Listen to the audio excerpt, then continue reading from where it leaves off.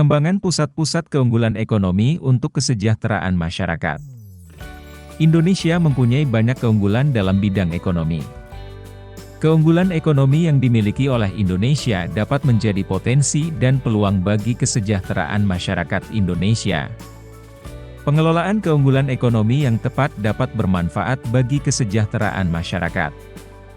Untuk mengetahui apa saja keunggulan ekonomi yang dimiliki Indonesia serta pengaruhnya bagi kesejahteraan masyarakat, marilah kita ikuti pembahasan berikut dengan penuh semangat. 1. Pusat-pusat keunggulan ekonomi. Pengelolaan dari pusat keunggulan ekonomi yang ada di Indonesia bisa dikelola sendiri dan ada yang dikelola oleh perusahaan atau investor asing. Berikut ini adalah beberapa contoh pusat keunggulan ekonomi yang ada di Indonesia. A. PT Freeport Indonesia. PT Freeport adalah sebuah perusahaan afiliasi dari Freeport-McMoran Copper Gold Inc. PT Freeport Indonesia menambang, memproses dan melakukan eksplorasi terhadap biji yang mengandung tembaga, emas, dan perak.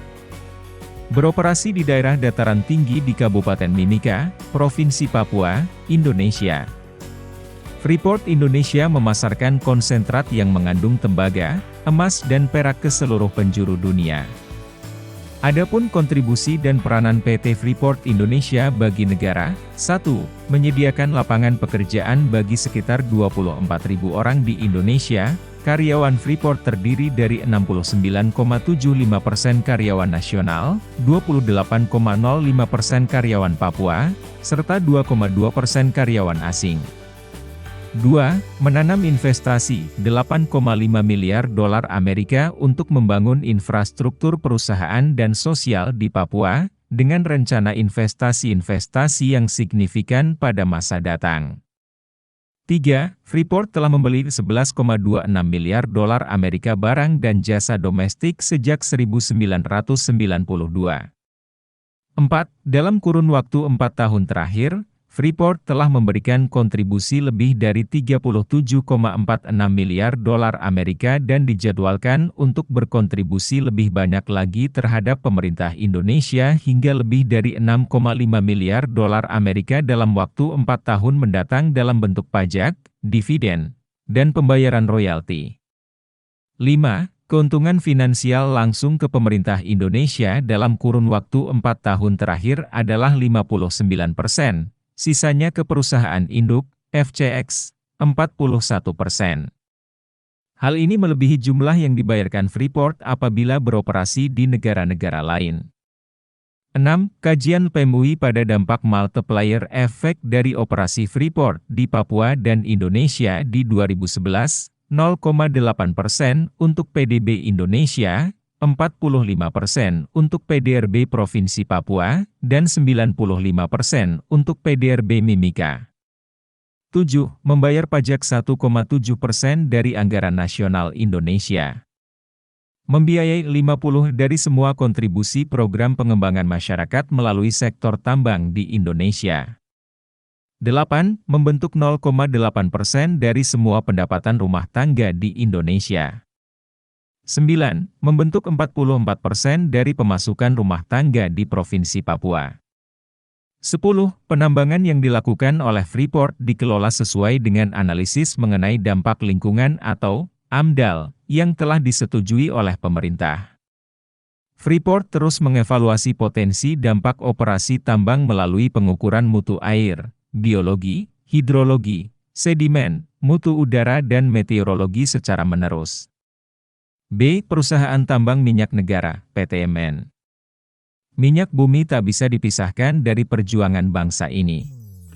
Setelah bangsa Indonesia memproklamasikan kemerdekaannya, 17 Agustus 1945, tugas seluruh komponen bangsa adalah mempertahankan kemerdekaan dan mewujudkan kedaulatan atas tanah air beserta seluruh kekayaan alamnya. Penguasaan atas bumi, air, dan seluruh kekayaan alam yang terkandung di dalamnya untuk sebesar-besar kemakmuran rakyat. Jauh sebelum Perang Dunia Kedua dan Perang Kemerdekaan, perusahaan-perusahaan minyak asing telah membangun kilang minyak di beberapa tempat di Indonesia seperti Wonokromo, Pangkalan Berandan, Cepu, Balikpapan, Pelaju, dan Sungai Gerong. Kilang minyak, oil refinery, adalah pabrik, fasilitas industri yang mengolah minyak mentah menjadi produk petroleum yang bisa langsung digunakan maupun produk-produk lain yang menjadi bahan baku bagi industri petrokimia. Produk-produk utama yang dihasilkan dari kilang minyak antara lain minyak bensin, gasolin, minyak diesel, minyak tanah, kerosene. Kilang minyak merupakan fasilitas industri yang sangat kompleks dengan berbagai jenis peralatan proses dan fasilitas pendukungnya. Selain itu, pembangunannya juga membutuhkan biaya yang sangat besar. Namun pada pelaksanaannya perusahaan atau pabrik ini bisa menjadi pusat keunggulan ekonomi negara. Bagaimanakah proses dalam kegiatan kilang minyak? Minyak mentah yang baru dipompakan keluar dari tanah dan belum diproses umumnya tidak begitu bermanfaat. Agar dapat dimanfaatkan secara optimal, minyak mentah tersebut harus diproses terlebih dahulu di dalam kilang minyak. Minyak mentah merupakan campuran yang amat kompleks dan tersusun dari berbagai senyawa hidrokarbon. Di dalam kilang minyak tersebut, minyak mentah akan mengalami sejumlah proses yang akan memurnikan dan mengubah struktur dan komposisinya sehingga diperoleh produk yang bermanfaat. Ada beberapa perusahaan di Indonesia yang berkaitan dengan operasi kilang minyak ini. Perusahaan tersebut dapat dikategorikan sebagai salah satu pusat keunggulan ekonomi negara kita. Indonesia saat ini mengimpor banyak sekali minyak mentah dan bahan bakar minyak, BBM. Pasalnya selain kebutuhan BBM tinggi, produksi minyak dan kapasitas kilang yang dimiliki tidak cukup. Berdasarkan catatan Badan Pusat Statistik, BPS, Indonesia mengimpor minyak pada Maret 2014, impor hasil minyak, bahan bakar minyak atau BBM, mencapai 2,3 miliar US$. Angka tersebut naik 11,51% atau 3 juta US$ dibandingkan dengan Februari 2014 yang mencapai 2 miliar US$. Jumlah kapasitas kilang yang terpasang di Indonesia sendiri hanya mencapai 1 juta barel per hari, sementara kebutuhan BBM di Indonesia diperkirakan mencapai 1,5 juta barel per hari. Beberapa contoh kilang minyak di Indonesia antara lain sebagai berikut. 1. Kilang Pangkalan Brandan. Kilang tersebut milik Pertamina dengan nama Pertamina Unit Pengolahan I Pangkalan Brandan, Sumatera Utara. Kapasitas kilang ini mencapai 5.000 barel per hari. Sayangnya kilang ini sudah ditutup sejak awal 2007 karena tidak cukupnya pasokan minyak mentah maupun gas. Apalagi kilang ini sudah sangat tua sekali. Unit pengolahan minyak Pangkalan Brandan memiliki sejarah panjang sebagai pelopor dimulainya eksplorasi minyak di Indonesia. Pangkalan Brandan sudah ada sejak 1883, ketika konsesi pertama pengusahaan minyak diserahkan Sultan Langkat kepada Ailko J. Zijelker untuk daerah Telaga Said dekat Pangkalan Brandan.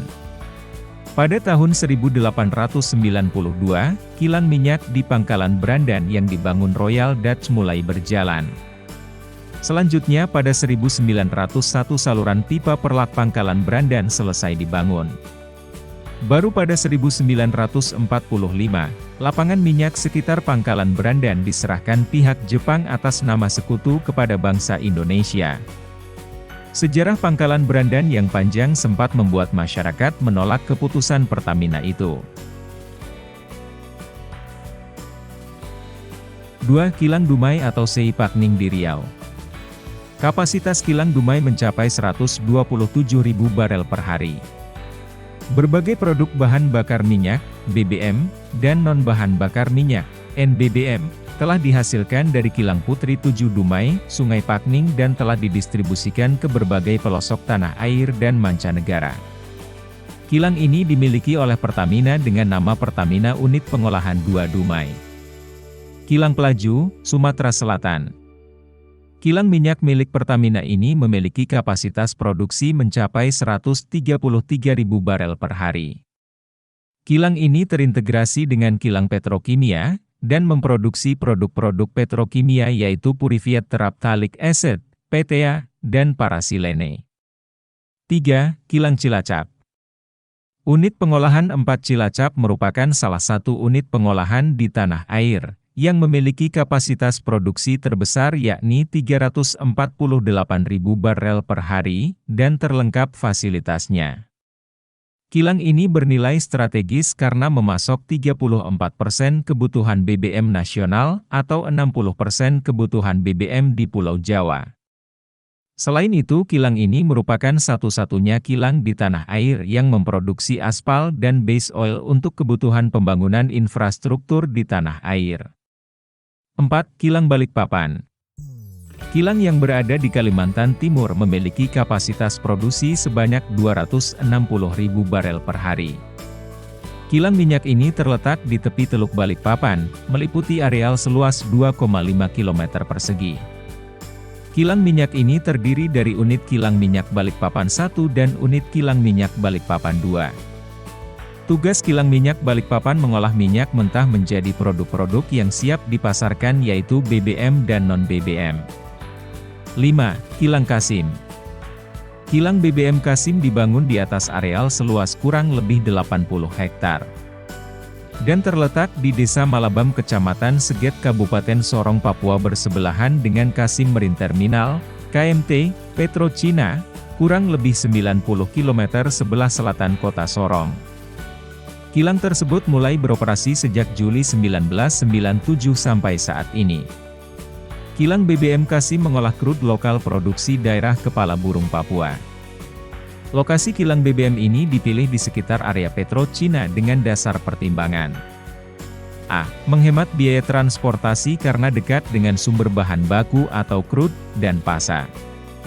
B. Mengurangi biaya investasi dengan memanfaatkan beberapa fasilitas yang tersedia di area PetroChina antara lain dermaga, akses road, tangki dan lain-lain.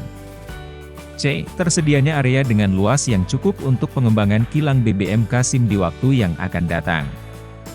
D. Lokasi kilang di tengah hutan, jauh dari pemukiman penduduk. Kilang BBM Kasim mempunyai kapasitas 10.000 barel per hari, dirancang untuk mengolah crude atau minyak mentah Walio, 60%, dan Salawati, 40%.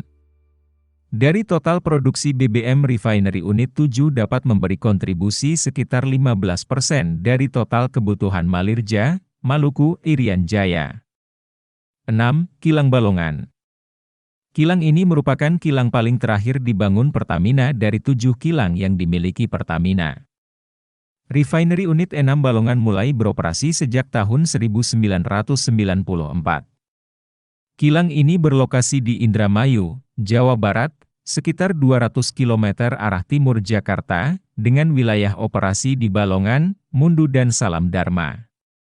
Bahan baku yang diolah di kilang Refinery Unit 6 Balongan adalah minyak mentah duri dan minas yang berasal dari Provinsi Riau. Kilang ini memproduksi seperti Premium, Pertamax, Pertamax Plus, Solar, Pertamina Dex, Kerosene, minyak tanah, LPG, propilene. Pertamina Refinery Unit 6 mempunyai kontribusi yang besar dalam menghasilkan pendapatan baik bagi PT Pertamina maupun bagi negara. Selain itu, Refinery Unit 6 Balongan mempunyai nilai strategis dalam menjaga kestabilan pasokan BBM ke DKI Jakarta, Banten, sebagian Jawa Barat dan sekitarnya yang merupakan sentra bisnis dan pemerintahan Indonesia. 7. Kilang Cepu. Pada tanggal 5 Oktober 1945 berdasarkan Maklumat Menteri Kemakmuran Nomor 5, Daerah Perminyakan Cepu secara resmi menjadi perusahaan tambang minyak negara. Tugasnya menjamin pengadaan BBM untuk rakyat dan pertahanan di Jawa. PT Men Cepu adalah salah satu perusahaan yang dapat membantu pemerintah dalam hal BBM yang banyak sekali manfaatnya bagi Angkatan Perang. Kilang minyak Cepu ditoang 6 lapangan minyak yaitu Kawenangan, Londo, Ledok, Semanggi, Tapen, Tambakrejo. C. Batik Indonesia. Batik merupakan salah satu hasil ekonomi kreatif yang dikembangkan Indonesia dari sejak dulu. Beberapa wilayah di Indonesia menghasilkan kain batik berdasarkan ciri khas dari masing-masing daerah. Batik yang terkenal di Indonesia selain berasal dari Solo, Yogyakarta, kain Pekalongan. Corak batik dari masing-masing daerah tidaklah sama tergantung dari kebudayaan dari daerah tersebut. Batik merupakan salah satu dari keunggulan ekonomi yang dimiliki oleh Indonesia dapat menembus pasar internasional dengan ciri khas tertentu. Batik adalah kerajinan yang memiliki nilai seni tinggi dan telah menjadi bagian dari budaya Indonesia. Batik adalah kain bergambar yang pembuatannya secara khusus dengan menuliskan atau menggerakkan malam pada kain itu. Kemudian pengolahannya diproses dengan tertentu yang memiliki kekhasan batik Indonesia secara teknik, teknologi, serta pengembangan motif dan budaya yang terkait. UNESCO telah menetapkan batik sebagai warisan kemanusiaan untuk budaya lisan dan non-bendawi sejak tanggal 2 Oktober 2009. Dilihat dari tekniknya, batik dibagi menjadi 3. 1. Batik tulis, merupakan kain yang dihias dengan teksture dan corak batik yang menggunakan tangan. Satu kain batik dapat dihasilkan dengan waktu kurang lebih 2-3 bulan. 2. Batik cap, adalah kain yang dihias dengan teksture dan corak batik yang dibentuk dengan cap, biasanya terbuat dari tembaga. Butuh waktu 2-3 hari untuk pembuatan batik ini. 3. Batik lukis, adalah proses pembuatan batik dengan cara melukis pada kain putih. Pewarnaan pada batik tulis biasanya menggunakan serat-serat alami. Mengapa batik bisa menjadi pusat keunggulan ekonomi? Batik berasal dari berbagai daerah di Indonesia dengan ciri khasnya sendiri-sendiri. Selain itu, batik juga mempunyai corak yang bermacam-macam menurut daerah asalnya. Batik pantas menjadi salah satu keunggulan bangsa, cagar budaya dan cagar usaha yang bernilai sangat tinggi. Dari situlah banyak pihak yang kemudian terdorong untuk membangun pusat-pusat batik, baik pusat produksi ataupun pusat penjualan. Melalui pusat batik Nusantara semacam ini memudahkan para pedagang ataupun pengrajin dalam memasarkan hasil produksinya. Usaha tersebut juga sebagai cara agar batik sebagai salah satu pusat keunggulan ekonomi di Indonesia lebih banyak diperhatikan lagi. Untuk membantu mengamankan motif batik, Departemen Perindustrian mendokumentasikan 2.788 motif batik dan tenun tradisional agar tidak dicuri oleh negara lain. Bagaimana solusi lain dari pemerintah agar mendongkrak batik secara ekonomi? Saat ini pemerintah sudah mulai mewajibkan para pegawai pemerintahan untuk mengenakan batik pada hari tertentu. Para siswa di berbagai sekolah juga sudah banyak yang diwajibkan untuk memakai batik, dan sebagainya. Kebijakan ini tentunya akan menguntungkan para pengrajin dan pusat ekonomi kreatif batik lebih banyak memproduksi batik mereka.